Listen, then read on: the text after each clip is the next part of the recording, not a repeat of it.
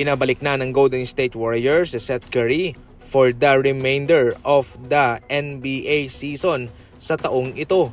Isa siya sa pinakamagaling na 3-point shooter sa NBA. Meron siyang 45.6% na shooting sa 3. Sa kanyang pagbabalik sa Golden State Warriors ay mabibigyan pa niya ng another 3-point shooting space ang Golden State Warriors, mga idol, especially sa ngayon na marami ang nag-i-struggle sa kanila, si Podziemski at si Buddy Hield. 11 season ang nakapaglaro itong si Seth Curry sa NBA at palipat-lipat po siya ng kupunan. Dahil dyan, marami na siyang experience. Ngayon nagdedelikado itong posisyon ni Buddy Hield na makuha niya sapagkat napaka-inconsistent ni Buddy sa mga nagdang laban. Minsan bokya, wala talaga siyang naaambag. Kaya kinuha na nga ho ng Golden State Warriors sa Seth Curry para mayroon silang another option kung sakaling magbabaldog na naman si Buddy Hield. Kung mayroong ma-injured, pwede rin itong si Seth Curry ang papalit.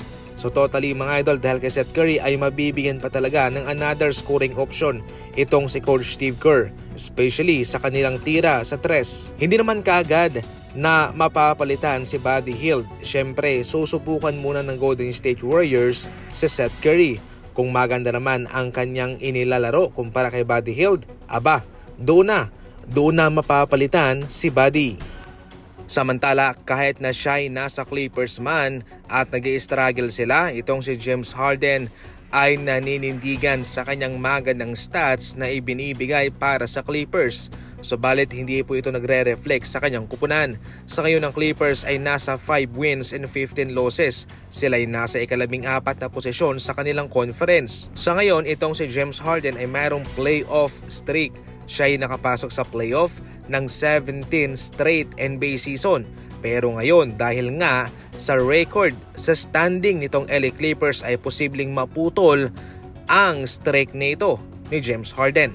Pinangangambahan nga rin po sa ngayon na posibleng umalis na lamang itong si James Harden at maghahanap ito ng isang kupunang legit na makakasabay sa mga powerhouse team, hindi katulad ng Clippers. Etranade noon mga idol ng Memphis Grizzlies itong si Brooks sapagkat siya isang role player lang daw, wala silang tiwala sa kanya. Pinagkatiwala naman siya ng Rockets at binigyan ng malaking payday, malaking kontrata, pero kagad naman siyang etranade. Ngayon sa Phoenix Suns, aba, mala star player ang kanyang inilalaro.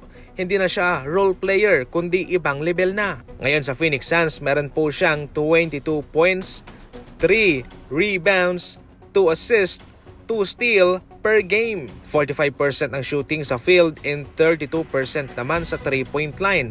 At ang kanyang playing time, 31 minutes. Grabe, napakalaki talaga ang binaho ngayon ni Brooks. At siya na masusuklian ng Phoenix Suns ang magandang trabaho niya ngayon sa kanila.